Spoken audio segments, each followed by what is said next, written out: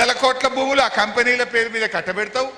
గరీబోళ్ళై పేద ప్రజలై తాతలు తండ్రుల నాటి కష్టం చేసిన ఆస్తులనేమో ఇవాళ 22 పెట్టి ఇవాళ ప్రజల జీవితాలతో చెలగాటమాడుతున్నటువంటి పరిస్థితి ఇలా అర్థం చేసుకోవాలి. మా తాపత్రయం ఒక ప్రధాన ప్రతిపక్షంగా మీకు ధైర్యం ఇవ్వాలి, ఈ ప్రజల పక్షాన పోరాడాలనేటువంటి ప్రయత్నం చేస్తూ ఉన్నాం. ఇందాక తమ్ముడు షంబీపూర్ రాజు చెప్పినట్టు మొన్న మల్కాజిగిరిలో మీటింగ్ పెట్టగానే రాసుకున్నారట మొత్తం. వీడు ఇంట్లో కూడా ఒక 20 మంది ఇంటెలిజెన్స్ వాళ్ళు ఉంటారు. ఓడు రికార్డ్ చేస్తాడు, ఓడు రాసుకుంటాడు, ఎవడెవడు హరిశన్నని కలిసిండు, ఎవరెవరు ఏ కాలనీ వాళ్ళు సమస్య చెప్పిండ్రు, ఇవి అడిగి పోతాయి. రేపటికల్లా అన్ని తీసేస్తారు మీ అన్ని. అదన్నా కనీసం కానీ సంతోషం. అట్లీస్ట్ మా పోరాటం, మా ప్రయత్నం, మా గొంతు మీలాంటి పేదలకింత మేలైతే సంతోషం. మొన్న మల్కాజ్గిరి పోయినాం, తెల్లారి వరకు సగం మంచిగా అయినాయట.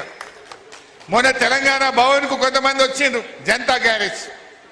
మాకు ఈ ఇబ్బంది ఉందా అంటే అన్ని రాసుకున్నారట, సాయంత్రం కల్లా వాళ్ళకి ఫోన్లు పోయినాయట.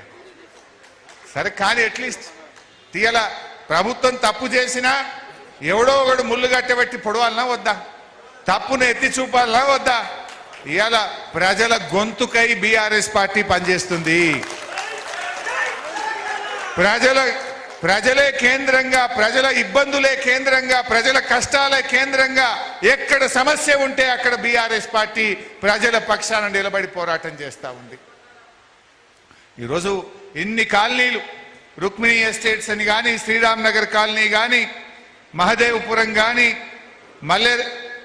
మల్లారెడ్డి నగర్ కానీ, చెన్నకేశవ నగర్ కానీ, రంగానగర్ కానీ, గాజుల రామారం కానీ, అదేవిధంగా నిజాంపేట్ కానీ, ఇట్లా అనేక కాలనీల్లో బీఆర్ఎస్ ఉన్నప్పుడు రిజిస్ట్రేషన్లు అయినాయి. బీఆర్ఎస్ గవర్నమెంట్ ఉన్నప్పుడు మాకు ఇబ్బంది కాలేదు. ఈ 22A పెట్టినాక, ఈ కాంగ్రెస్ గవర్నమెంట్ వచ్చినాకనే మాకు ఇబ్బంది అవుతుంది అనేటువంటి విషయాన్ని మీరు అన్ని కాలనీల వాళ్ళు చెప్తా ఉన్నారు. తప్పకుండా మాకు నమ్మకం ఉంది, ఈ ప్రభుత్వం పరిష్కరిస్తుంది అని నమ్మకం ఉన్నది. ఒకవేళ పరిష్కరించకపోతే సెప్టెంబర్ 7వ తారీఖు నాడు అసెంబ్లీ ఉన్నది. ఆ అసెంబ్లీని దద్దరింపజేసి, అసెంబ్లీని స్తంభింపజేసి, ఈ ప్రభుత్వం మెడలు వంచైనా మీ భూములను తిరిగి మీ హక్కులు మీరు పొందే విధంగా బీఆర్ఎస్ పార్టీ మీ గొంతుకై పరిష్కరిస్తుంది. డెఫినెట్ గా పోరాటం. మీ వివేక్ గౌడే అసెంబ్లీలో మా విప్పు, ఆయన మా అందరికి విప్పిచ్చేస్తాడు. రేపు 22A భూములు తీసేదాకా కొట్లాడాలని మా అందరికి విప్పిచ్చేస్తాడు. మేము అందరం కొట్లాడతాం గ్యారంటీగా. ఏం భయపడాల్సిన అవసరం లేదు. ఎందుకంటే ఇందులో న్యాయం ఉన్నది, ధర్మం ఉన్నది. మీరు అడుగుతున్న దాంట్లో ఇలా తప్పు పొంగులేటి శ్రీనివాస్ రెడ్డిది. నువ్వు తప్పు చేస్తే ప్రజలకు శిక్ష ఎందుకు? తప్పు ప్రభుత్వాన్ని, శిక్ష ప్రజలదా? నువ్వు రాత్రికి రాత్రి అత్యాశకు పోయి నువ్వు డబ్బులు సంపాదించాలనే దురాశలో ఈ పొంగులేటి శ్రీనివాస్ రెడ్డి ఈ భూములన్నీ 22A పెట్టిండు.